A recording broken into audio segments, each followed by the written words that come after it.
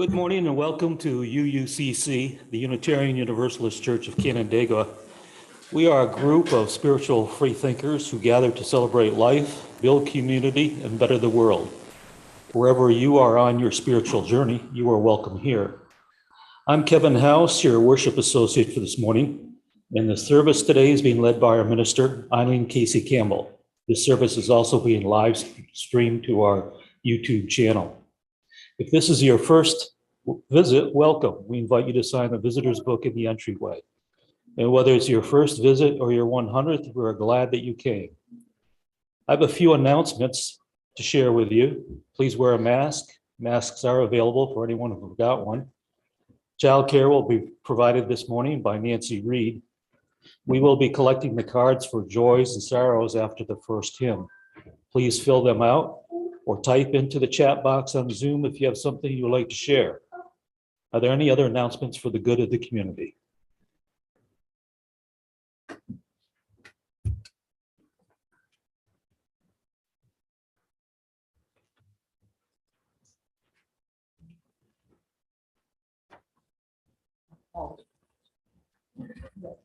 Hi there, I'm Pat Mells and I'm on the Pledge Drive team. And as you can see, our garden is blossoming. We're about 90% of the way to our goal of $75,800.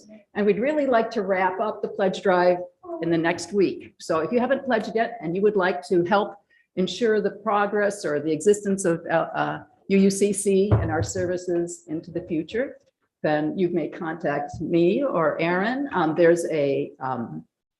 There's a donate pledge button on the website.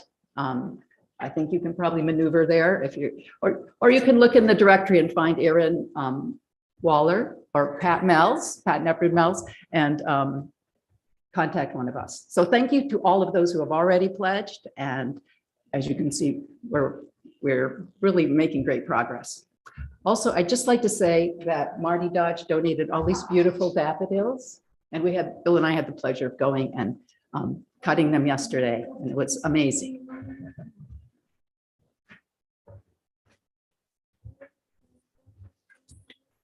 As we prepare to be fully together, I remind you to silence your phones and devices. We now enter into a space of worship.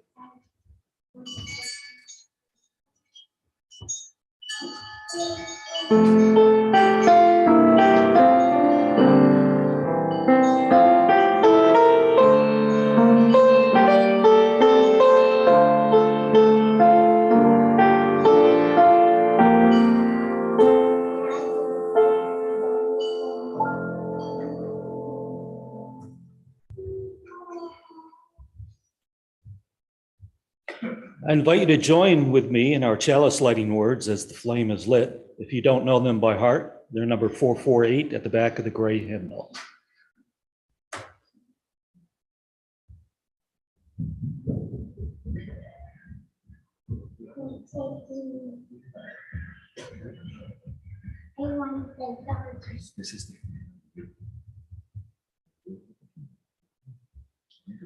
We gather this hour as people of faith with the joys and sorrows, gifts and needs. We light this beacon of hope, sign of our quest for truth and meaning in celebration of the life we share together.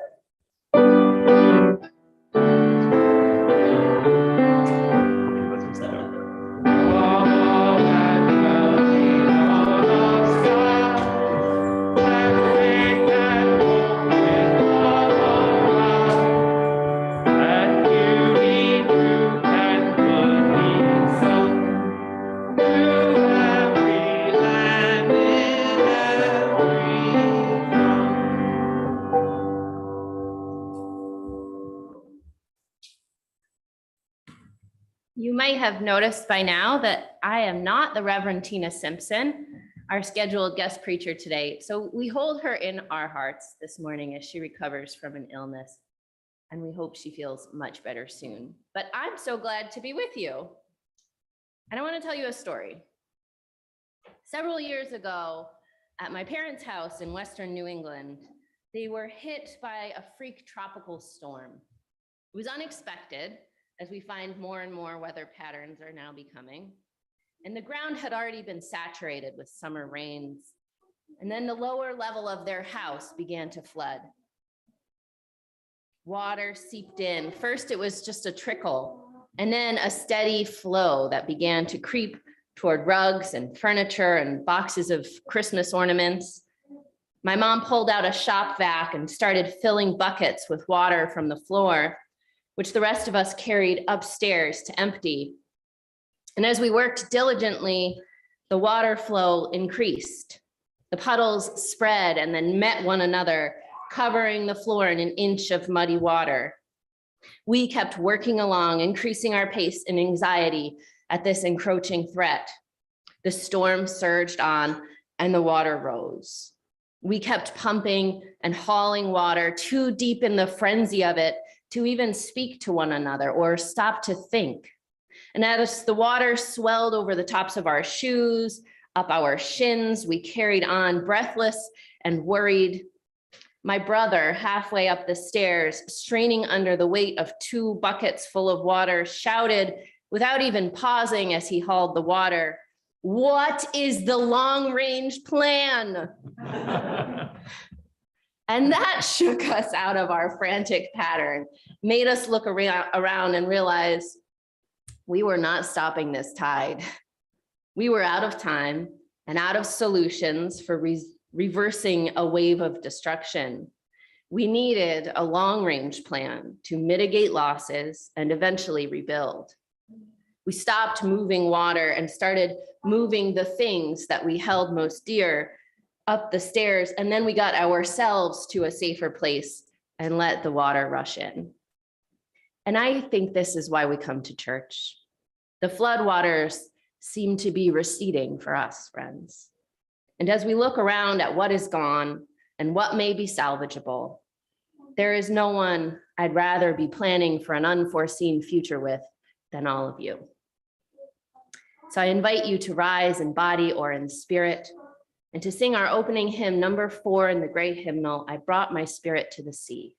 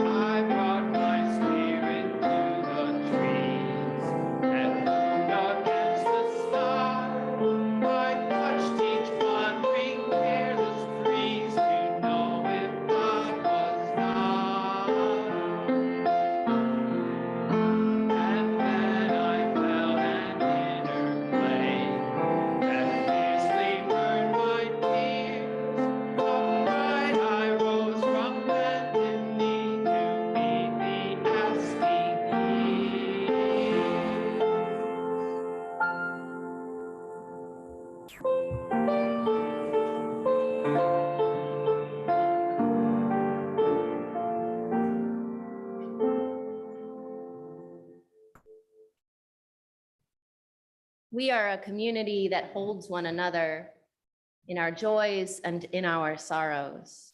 Both in our celebrations and in our pain, we say to one another, "We are with you."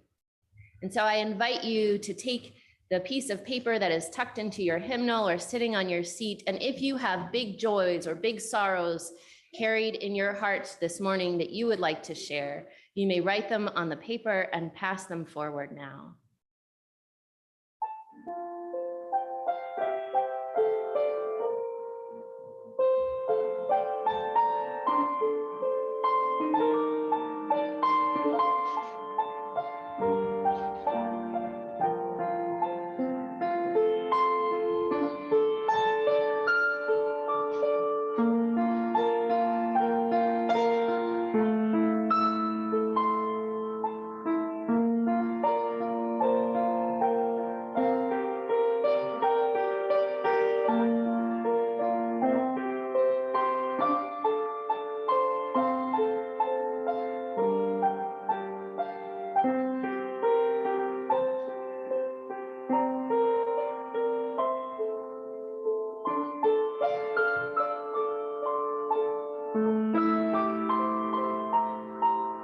And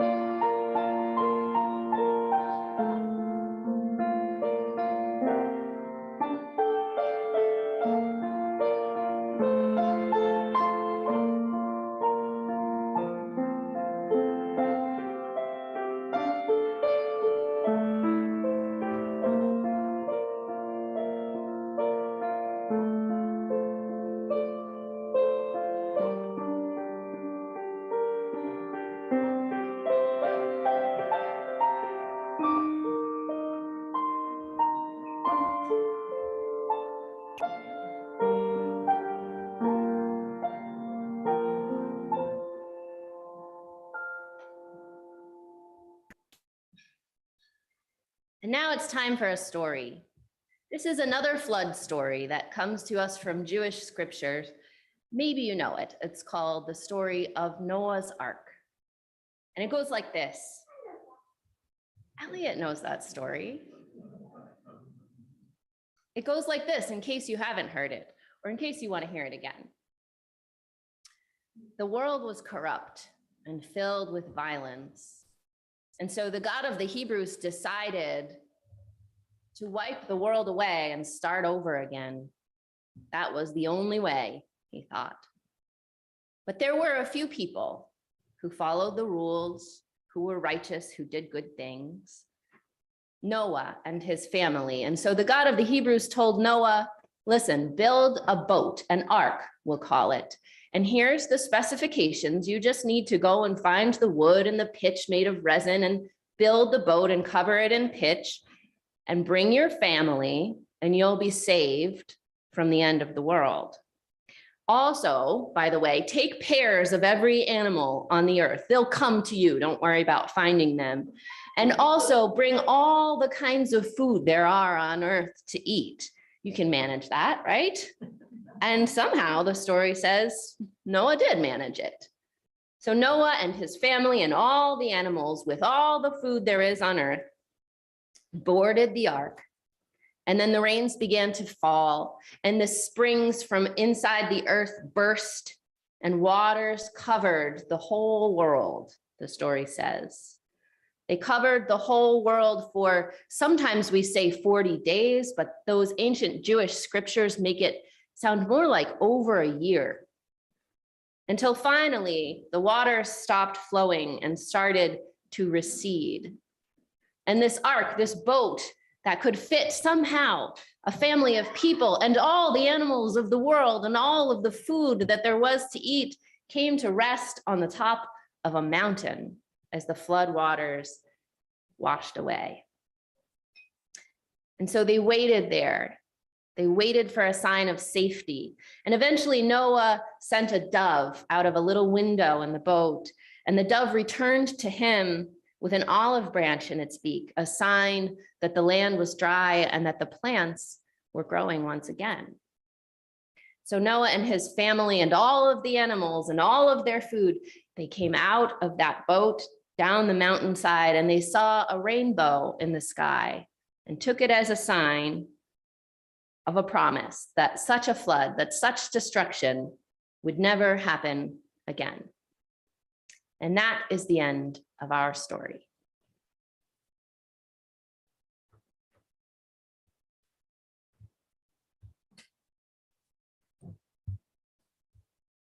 Now is the time in our service to join together in the spiritual practice of generosity. Our gifts support our church in its work. That work is summarized in our covenant. And the covenant for UUCC says, in service of the values that unite us, we will recognize the inherent value of each person, foster a community of compassion and caring for all, value our diverse opinions, and engage respectfully in all interactions. 1/4 of our plate collection for the blooming season goes to Finger Lakes Land Trust, an organization that protects forests, farmlands, gorges, and shorelines in the Finger Lakes region of New York by creating public nature preserves. You can give to this morning's offering by placing cash or a check into the basket, or if you are joining us from home by visiting canandaiguauu.org/connection/donate, or mailing a check to UUCC at 3024 Cooley Road in Canandaigua, 14424. In either case, make a note that your gift is intended for today's offering. We now gratefully accept the offering.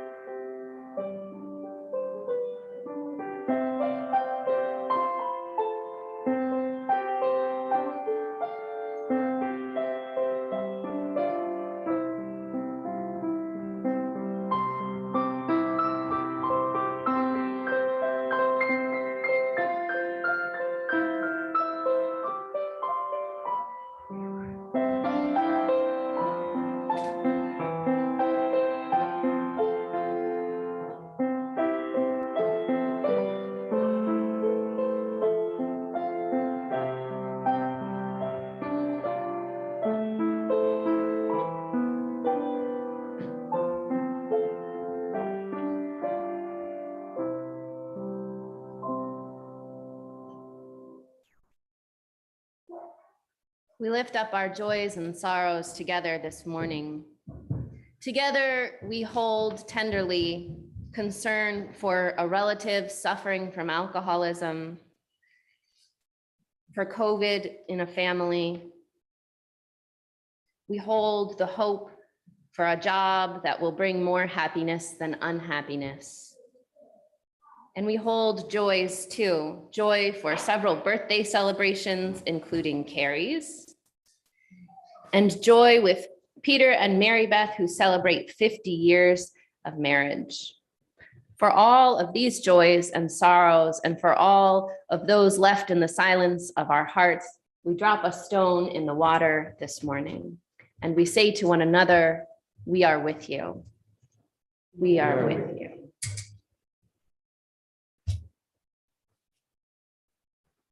And now I'd like to invite the children who may already be on their way to head downstairs if they like to the childcare room with Miss Nancy.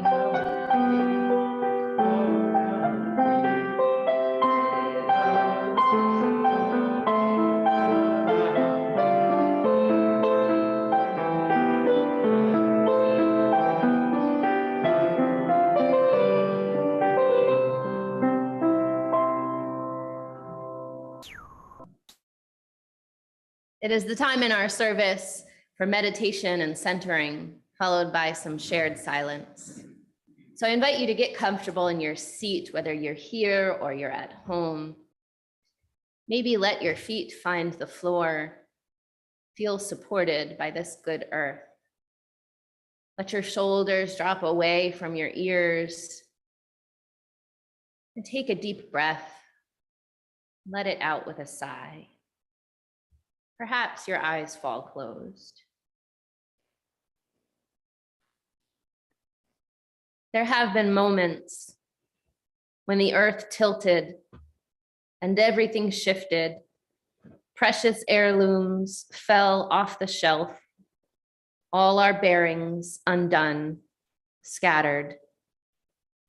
And we, standing at the water's edge, watched the wine-dark tide rise over our feet. Suddenly underwater, the world flowed past as a dream. Nothing is real, or else we believed surely we would drown. There could be no life after this. And yet we do emerge on the shore of loss, baptized by sorrow, hearts broken and still beating.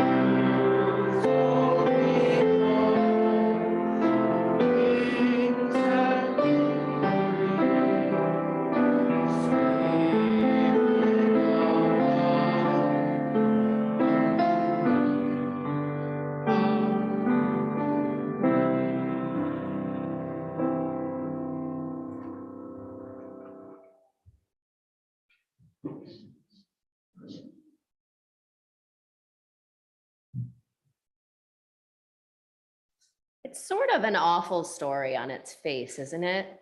Noah's Ark. We put illustrations of it in children's Bibles and paint murals of happy animal couples in nurseries. Remember the story of how God got angry and destroyed the entire world, kids? Anyway, today's lesson is on loving your enemies. Like, excuse me, what? There are flood stories around the Mediterranean region, and probably there were many regional floods historically. The biblical flood story is lifted right out of Babylonian myth during the Jewish exile in Babylon. And it's one of those difficult, awful stories we tell ourselves after a tragedy, like, getting exiled to Babylon, or losing a loved one, or getting a horrible diagnosis. And then immediately we're inundated with, it all happens for a reason, and there's a lesson in it for us. The sea floods the entirety of your small world, and you tell a story like, God got angry and did that to us. Because the alternative feels worse sometimes, right? That maybe God is actually pretty powerless to stop our suffering. Or that the force of goodness we've been tying all our hopes to in this world perhaps isn't real at all. But this story, like so many workings out of trauma, are the books of the Bible. There's some good news inside. There is life after what should have ended the world. Birds fly, olive trees bloom, our weary souls eventually find solid ground. About 2 years and 3 months ago, I had a meeting with Reverend Sherry in Rochester at First Unitarian. I was getting over an illness that included a bad cough and still showed up for the meeting. It is wild the way we used to live. She remarked, half kidding, that she hoped it wasn't that coronavirus, the novel illness we were just reading about in international news. I said, I'm sure that's not going to be a thing. It'll be fine. We'll all be fine. And Reverend Sherry, who is still routinely much wiser than I am, said fairly ominously, you and I may be fine, but no, not all of us will be fine. It's hard to believe that more than 2 years ago, we hurriedly closed up our sanctuary and scrambled to figure out how to worship virtually. That at this point, 2 full years ago, we were sitting in shock at the UUA's suggestion we might be avoiding physical gatherings for a year. Surely not, we thought. Couldn't possibly be that bad. It wouldn't last that long. We have come through a mighty flood. Not all of us, but you and I, my friends. And though I'm not sure how fine we actually are, and though we know this flood is not really over, the waters are receding. We're here, some of us, actually beside one another. We're vaccinated, most of us. We are able to live our lives fairly fully, although very differently from the ways we had imagined several years ago. I want to ask us this morning, as we come through the mud into what might just promise to be a season of great blooming for our community, what is the long-range plan? Not in desperation, but with great hope. I want us to ask that of ourselves. Let us look at the sludge of the floodplain and notice what has been swept away for good. What remains unharmed? What is growing anew? We might look into the depths of our being and ask the same questions of ourselves. As we change within, so does our community. And so I need your help this morning, and not just because our guest preacher is sick and this service is a very last-minute endeavor for me. But first, I'd like to ask folks to call into their hearts the community losses of this pandemic, the things big and small that were washed away, so we can bid farewell to them. It may be a grief-filled goodbye for you, or a good riddance that you never knew you needed to say. For me, I am holding so tenderly the death of congregants who I and many of us never got to reconnect with in person after we reopened our sanctuary. I know there are members for whom the pandemic was a great reckoning, which called them away from spiritual life with us. And my heart breaks while it wishes them well. And I am saying a hearty see you never to the bane of trees everywhere, the printed order of service. So I invite you, as you feel moved, to come forward. If you're here physically, to light a candle. If you're at home and have a candle to light, to go ahead and do that. And to offer a goodbye to whatever you notice has been washed away. You might choose to speak it aloud or type it into the chat on Zoom. We will repeat it aloud for you in this space. You might choose to just silently say your goodbye and let it go. So I invite you to come forward with your goodbyes now.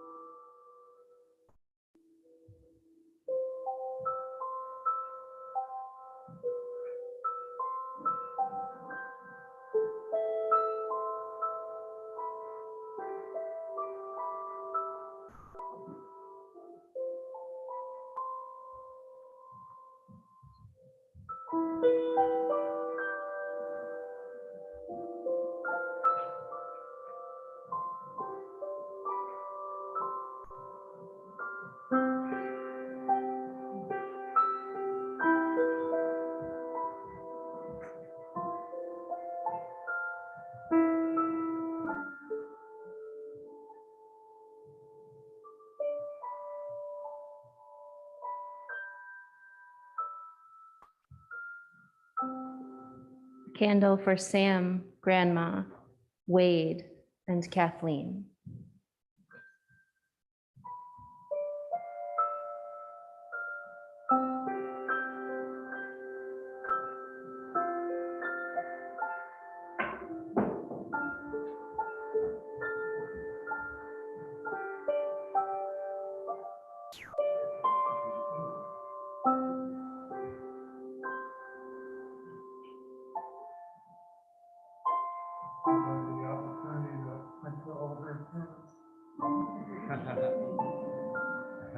That was goodbye to the opportunity to print the order of service.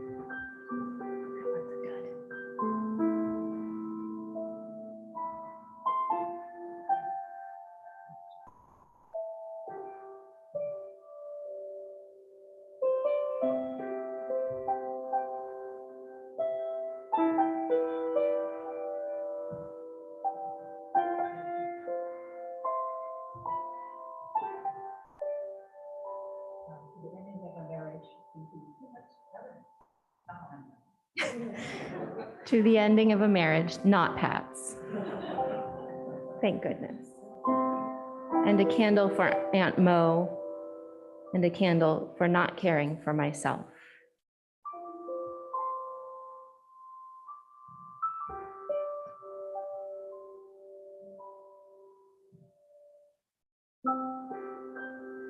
A goodbye to thinking that I, or indeed all of us, are not part of my community's health.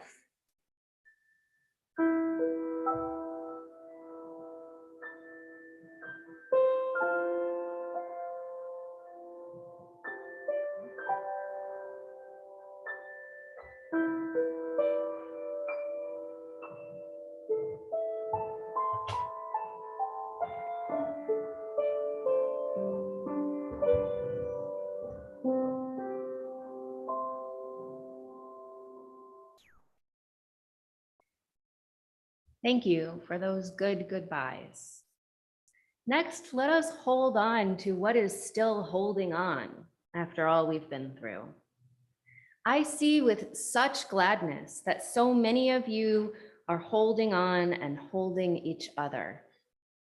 Your compassion for one another has weathered this storm, and I've seen not a one of you let hard times create in you a hard heart. I notice the congregational leaders you have elected, the ones who stepped in for us in a crisis and made the hardest of choices, who made a way out of no way, somehow made a church out of what threatened to be no church. They are still here, solid and strong. And so I ask you, ever so briefly, to turn toward a neighbor sitting nearby or type freely into the Zoom chat and tell us what it is about our community that you see holding strong. What is standing solid and firm after this flood? I invite you to tell your neighbor now.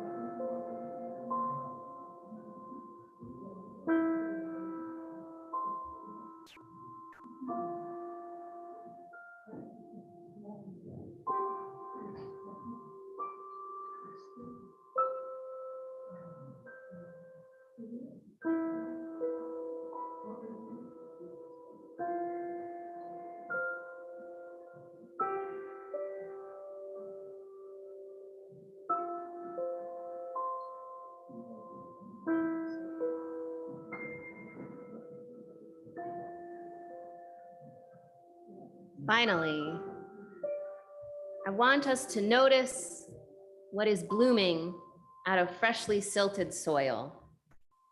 What has grown anew out of the absolute muck of pandemic? What tiny shoots do you spot nudging their way toward the sun?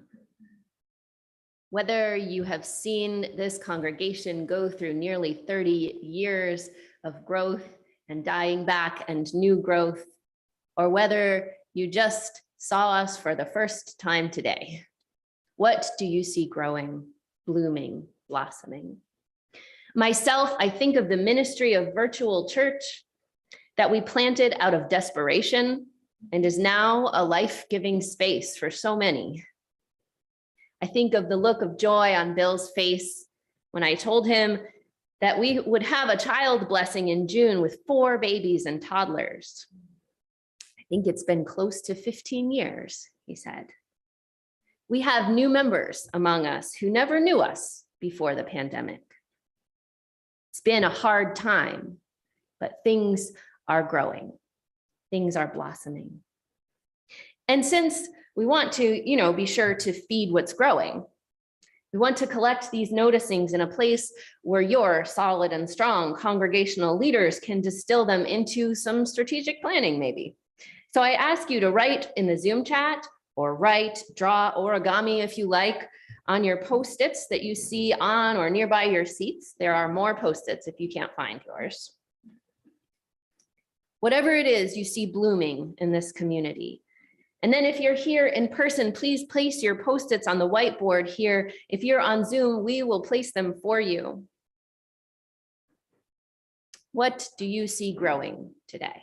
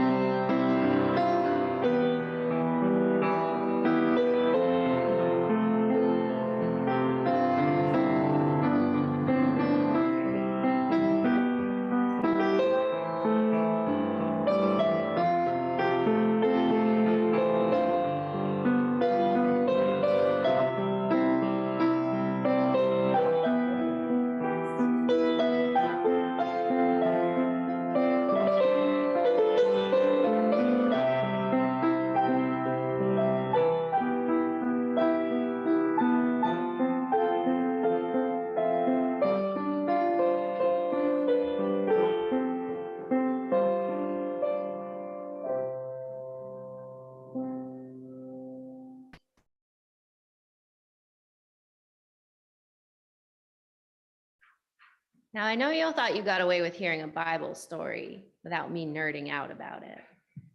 Not so fast. Just one little fun fact. I told you there was good news buried in this kind of awful story. Now, there aren't many words in the Jewish Bible that are borrowed from ancient Egyptian, maybe one or two.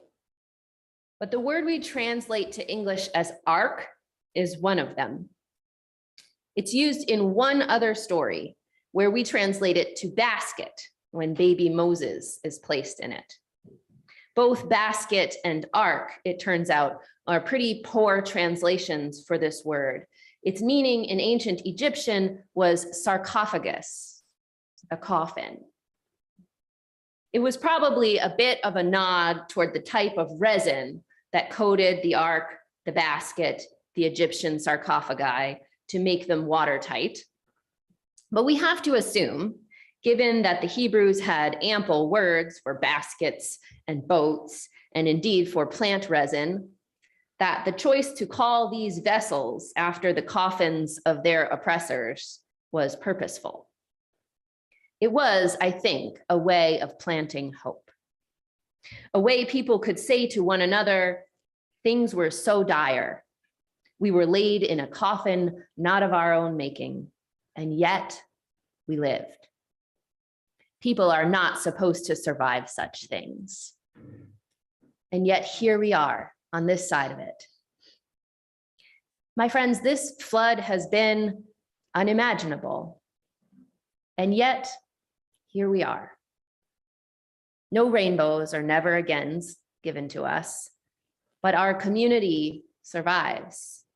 And believe it or not, new life is blossoming here. May it be so, and amen.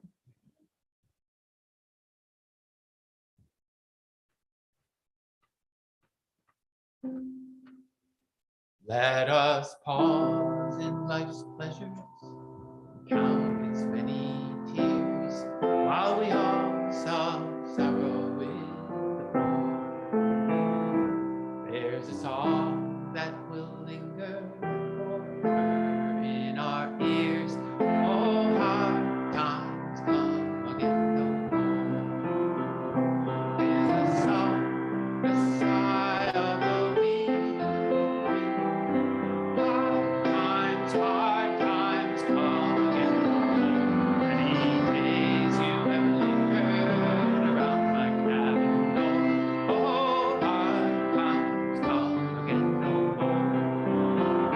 While we see earth and beauty and music light and gay, there are brave boys waiting at the door. Though their voices are silent, their pleadings will say, oh, hard times come again no more. It's the song, the sigh of the weary.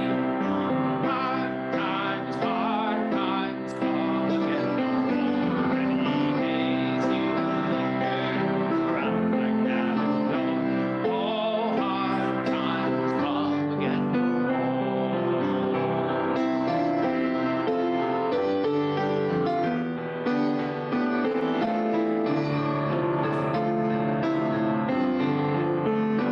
It's a sigh that is wafted across the troubled waves. 'Tis a wail that is heard upon the shore. 'Tis a dirge that is murmured around a lonely grave. Oh, hard times come again no more. 'Tis the song, the sigh of the weary. Hard times come again no more. Many days you have lingered around my cabin door. Oh, hard times come again no more. Oh, hard times come again no more.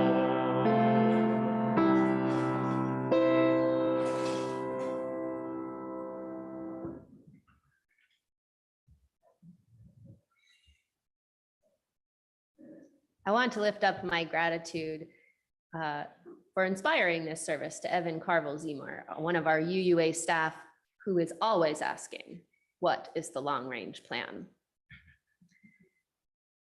Friends, we know hard times will come again, that the tide of troubles will flow in and out of our lives, always. But now we also know that after the waters recede, there will be new growth. That after the flood, we can find joy again. I want to ask you to rise in body or in spirit and to join with me in singing our closing hymn number 95, There is More Love Somewhere. There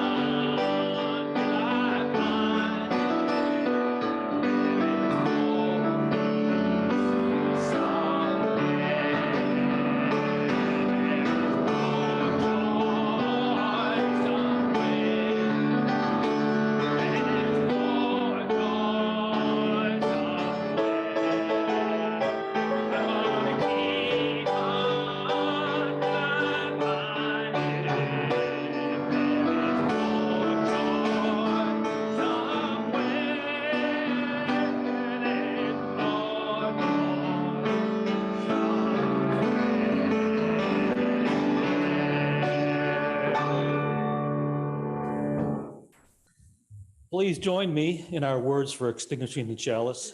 If you don't know them by heart, they can be found at number 456, the back of the gray hymnal.